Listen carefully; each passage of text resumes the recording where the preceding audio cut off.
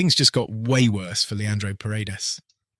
After the most disgraceful attitude seen at a World Cup ever, FIFA had confirmed the minimum 10-match ban, but now things aren't looking any prettier for Paredes, as not playing anymore for Argentina is now on the table, but worse, it's not only internationally.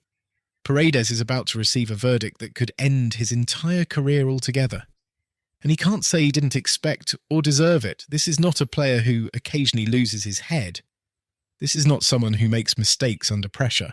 This is someone who goes specifically for the neck, who kicks dead balls at opponents, who screams at referees until yellow cards come, who provokes bench brawls while winning, repeatedly, as a first response, as a deliberate choice, tournament after tournament, year after year, and nobody, not his clubs, not his federation, not FIFA, did anything meaningful about it yet, until now, because Paredes' situation just got significantly worse than anyone expected.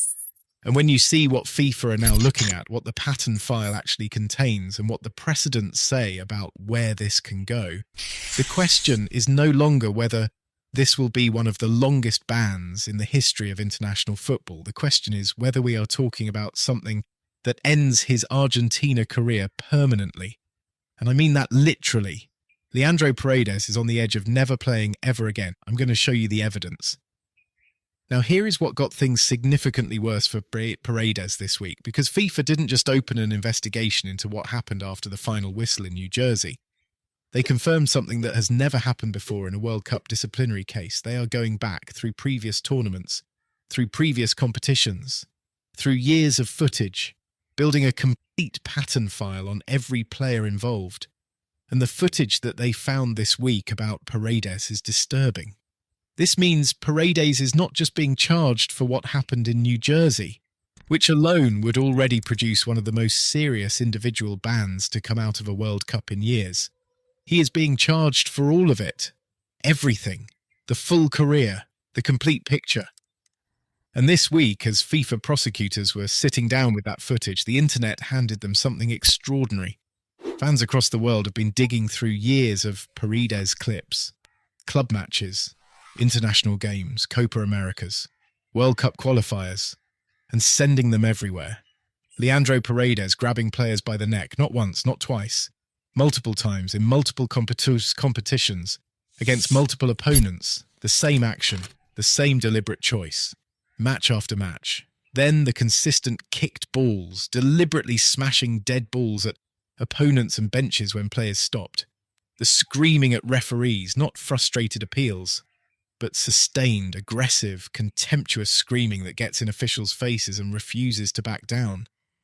The deliberate provocations, starting confrontations in moments where nothing is at stake, where his team is winning, where there is zero footballing reason for any of it. This is not passion. This is not heat of the moment. This is a pattern, documented, filmed, across years. And it is now sitting in front of FIFA prosecutors who have specifically been tasked with reviewing exactly this. The file is getting longer every single day, and the number at the end of it is going up significantly. This has changed everything from the initial ban. Let me be precise about where the ban actually stands, because the numbers have moved since the initial announcement. 4 charges were confirmed, 3 counts of assault under Article 14 of FIFA's disciplinary code, the chokehold on Eric Garcia, bringing Gavi to the ground, pushing Gavi in the face while he was already on the floor, plus 1 count of unsporting behaviour on top of all that. The mathematical minimum, 3 matches per assault charge, gives you 9 matches from the assault charges alone. 1 more for unsporting behaviour, 10 matches as the absolute confirmed floor. But BeeIN Sports, whose sources are closest to the actual investigation, have now reported that 5 to 6 matches per charge is the more realistic outcome based on previous disciplinary cases, not 3 per charge, 5 to 6, which means 15 to 18 international matches as the realistic starting point, before FIFA have even considered the pattern file.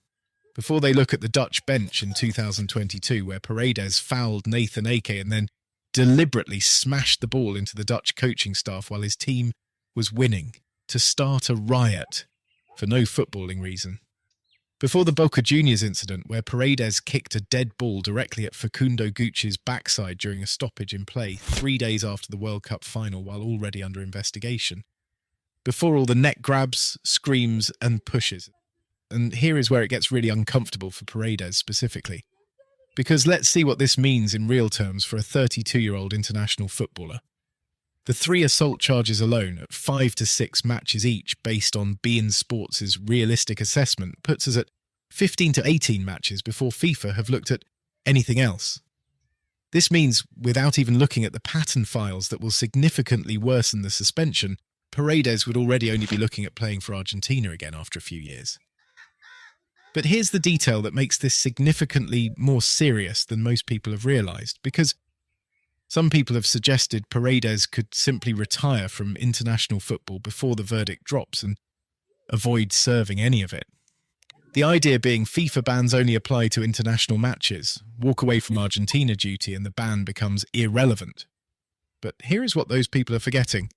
Go back to Suarez in 2014, his ban was not an international-only ban. FIFA banned him from all football-related activities, club football included. No training, no matches, no entering a stadium for 4 months, at club level and international level simultaneously.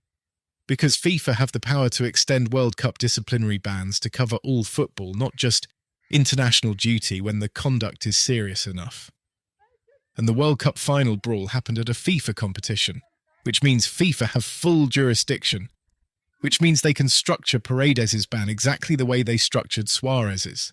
A ban from all football activity, club and country, no Boca Juniors, no training, no stadiums, no retirement loophole. If FIFA apply the Suarez model, and given the pressure they are under right now to produce a serious punishment, they have every reason to, then Leandro Paredes cannot retire his way out of this. He cannot play for Boca Juniors through it. He cannot train through it. He has nowhere to hide. 40 to 50 international matches worth of ban applied to all football, not just Argentina. All football at 32 years old, that is not just the end of his international career. That could be the end of his career entirely.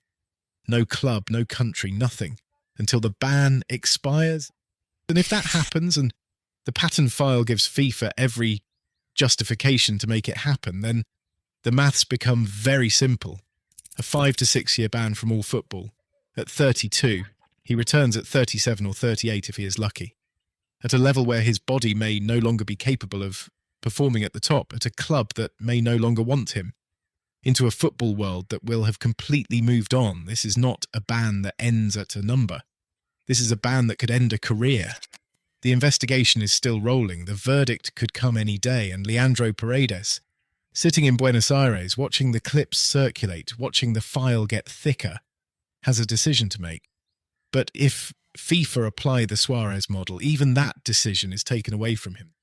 The neck grabs, the kicked balls, the screaming at referees, the Dutch bench, the Boca incident, the 2 yellow cards since coming back. All of it in front of prosecutors building the most complete file ever assembled for violent conduct at a World Cup. This has never been a player having a bad night. This is a player who has been doing this his entire career and getting away with it. Until now. The verdict is coming, and this time it might not just end his World Cup, it might end everything.